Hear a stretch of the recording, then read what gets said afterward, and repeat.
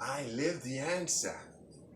In my village at home, it is the exceptional man who can even read a newspaper, or whoever sees a book at all. I will go home, and much of what I will have to say will seem strange to the people of my village. But I will teach and work, and things will happen slowly and swiftly. At times, it will seem that nothing changes at all. And then again, the sudden dramatic events which make history leap into the future, and then quiet again. Retrogression even. Guns, murder, revolution. And I even would have moments when I wonder if the quiet was not better than all that death and hatred. But I will look at my village, at the illiteracy and disease and ignorance, and I will not wander long. And perhaps I will be a great man. Perhaps I will hold on to the substance of truth and find my way always with the right course. And perhaps for it I will be butchered in my bed at night by servants of empire. Or perhaps I shall live to be a very old man, respected and esteemed in my new nation. And perhaps I shall hold office. This is what I'm trying to tell you, Alio. Perhaps the things I believe now for my country will be wrong and outmoded, and I will not understand and do terrible things to have things my way, or merely to keep my power.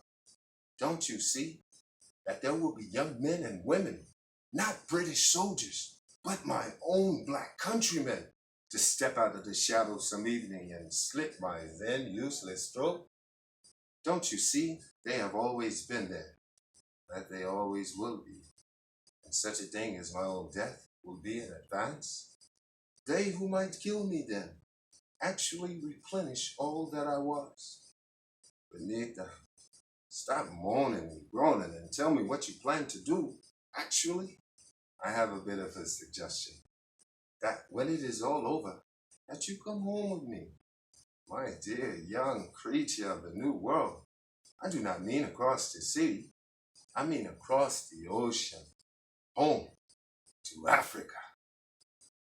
I will show you our mountains and our stars, and give you cool drinks from gourds, and teach you old songs and the ways of our people. And in time, we will pretend that you have only been away for a day. Say that you'll come.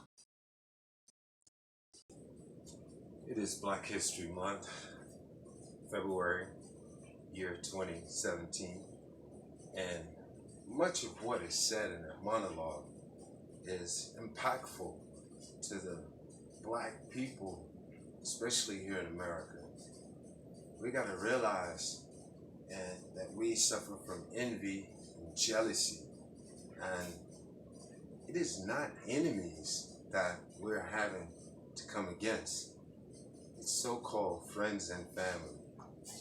So I wish for each and everybody to take a time out, a moment of reflection, and think about detrimental activities that we are engaging in, only to divide us more so, especially with, like say the family. Family is core fundamentals. It's a support system that we all have to fall back on when times get rough.